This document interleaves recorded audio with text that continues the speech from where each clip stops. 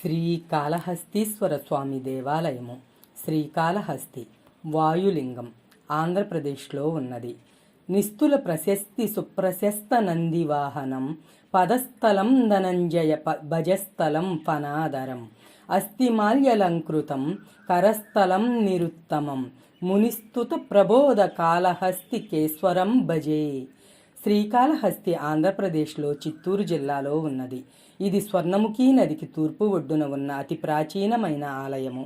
రాజేంద్ర చోళుడనే రాజు కట్టించాడని చరిత్ర ఉన్నది. పరమేశ్వరుడే ఇచ్చట స్వయంభువుగా వెలసియున్నాడు. కావున దక్షిణ కాశీగా పిలువబడే గొప్ప శైవ పుణ్యక్షేత్రము శ్రీకాళహస్తి.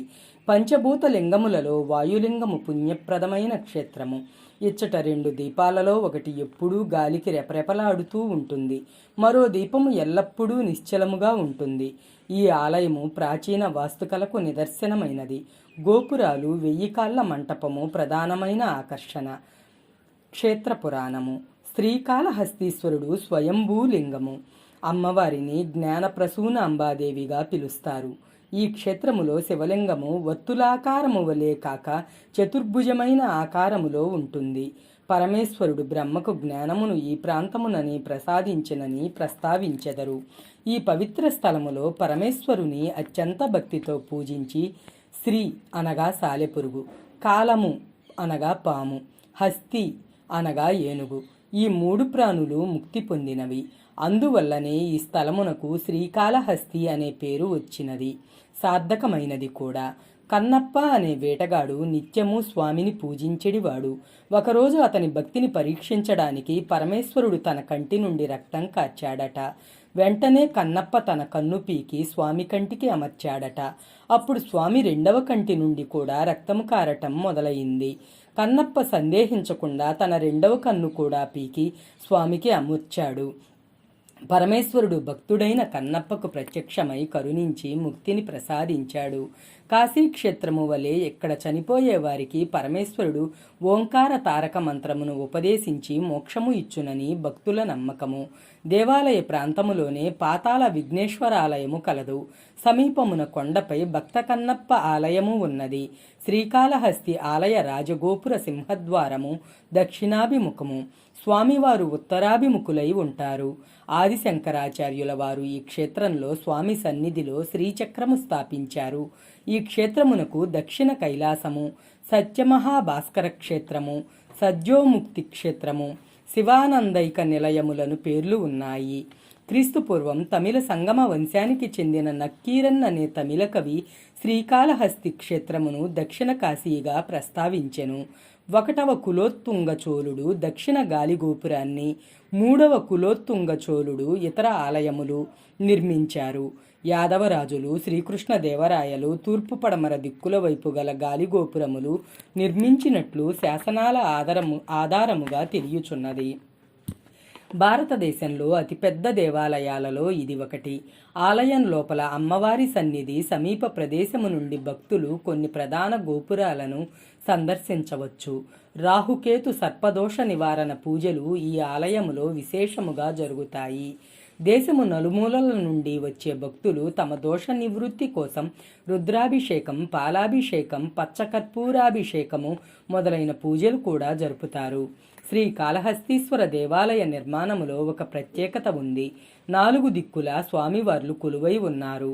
పాతాళ గణపతి ఉత్తరాభిముఖముగాను, జ్ఞానప్రసూన అంబ తూర్పు ముఖముగాను, కాళహస్తీశ్వరుడు పశ్చిమ ముఖముగాను, దక్షిణామూర్తి దక్షిణ ముఖముగాను ఉన్నారు. ఆలయ దర్శనము వలన చతుర్విధ పురుషార్థ సిద్ధి లభిస్తుందనడానికి నిదర్శనము. ఆలయానికి 4 దిక్కుల 4 గోపురాలు, 120 అడుగుల ఎత్తుగల రాజగోపురము శ్రీకృష్ణదేవరాయల వారు కట్టించారు. దాని నుండి స్వామి గ్రామోత్సవము మొదలవుతుంది. ఆలయానికి చేరుకోవడానికి ముందుగా తేరు వీధికి ఎదురుగా ఉన్న భిక్షాల గోపురము నుండి వస్తాడు. జంగమరూపుడైన శివుని సేవించి తరించిన దేవదాసి బిచ్చాలు దీనిని కట్టించిందట. తూర్పు గోపురాన్ని బాలజ్ఞానాంబ గోపురము అని, ఉత్తర గోపురాన్ని శివయ్య గోపురము అని, పశ్చిమ దిక్కు గోపురాన్ని తిరుమంజన గోపురము అని అంటారు. తిరుమంజన గోపురానికి కుడివైపున సూర్య పుష్కరిణి, ఎడమవైపున చంద్ర పుష్కరిణి ఉన్నాయి. స్వామి అభిషేకానికి వంటకు నీటిని సూర్య పుష్కరిణి నుండి తీసుకెళతారు. ఈ గోపురము నుండి స్వర్ణముఖి నదికి వెళ్ళవచ్చును. దక్షిణ గోపురము నుండే భక్త కన్నప్ప గుడికి వెళ్ళవచ్చును. మహర్షులు దేవతల చేత అనేక శివలింగాలు ప్రతిష్ఠింపబడినవిగా భావిస్తారు. భృగు మహర్షి అర్ధనారీశ్వరలింగము, అగస్త్యుడు నీలకంఠేశ్వరలింగము, ఆత్రేయుడు మణికంఠేశ్వరలింగము, వ్యాసుడు మార్కండేయుడు మృత్యుంజయేశ్వరలింగము, ఇలా రాముడు, పరశురాముడు, ఇంద్రాది దేవతలు, సప్త ఋషులు, యమధర్మరాజు, చిత్రగుప్తుడు, ధర్మరాజు ప్రతిష్ఠించిన శివలింగాలున్నాయి. శంకరాచార్యుల స్ఫటికలింగము, వివిధ గణపతి మూర్తులు, సుబ్రహ్మణ్య స్వామి, సూర్య, శనిగ్రహమూర్తులున్నారు. వర్షాల కోసం మృత్యుంజయేశ్వరునికి సహస్రలింగాభిషేకం చేస్తారు. క్షేత్రపాలకుడు కాలభైరవుడు. ఈ క్షేత్రమును రాహుకేతు క్షేత్రమని ప్రసిద్ధి. పుత్రశోకితుడైన వశిష్ఠ మహర్షికి పరమేశ్వరుడు పంచముఖ నాగలింగేశ్వరునిగా దర్శనమిచ్చాడట. ఈ రూపమునే బ్రహ్మదేవుడు కూడా అర్చించాడట. ఈ నాగరూపమే ఈ క్షేత్రానికి రాహుకేతు క్షేత్రము అని పేరు తెచ్చింది. సర్పరాహుకేతు గ్రహ దోషాల నివారణ కోసము ఈ స్వామిని నవగ్రహ కవచముతో అలంకారము చేస్తారు. గ్రహణ కాల దోషములుండవు. శ్రీ కాశీ విశ్వనాథుడు అన్నపూర్ణాదేవిలా కొలవబడే మహిమాన్విత పుణ్యక్షేత్రము. శ్రీ కాళహస్తీశ్వర స్వామి జ్ఞానప్రసూనాంబలు స్వయంభువులుగా వెలసిన పురాతనమైన దేవాలయం దక్షిణ కాశీగా కొలువబడే ఈ పుణ్యక్షేత్రము. పరమేశ్వరుడు ప్రాణము కలిగిన ఉచ్ఛ్వాస నిశ్వాసలలో ఈ లింగము ఉండునని తెలియజేయుచున్నది. పరమాత్ముని జ్యోతులు ఒకటి నిశ్చలముగాను మరొకటి ఎల్లప్పుడూ కదులాడుతూ కనిపించును. ఇవి మనిషి యొక్క శ్వాసరంధ్రములైన సూర్యచంద్ర నాడులకు ప్రమాణములుగా ఉన్నవి. అందువల్లనే ప్రాణము కలిగిన వాయులింగముగా ప్రసిద్ధి చెందినది.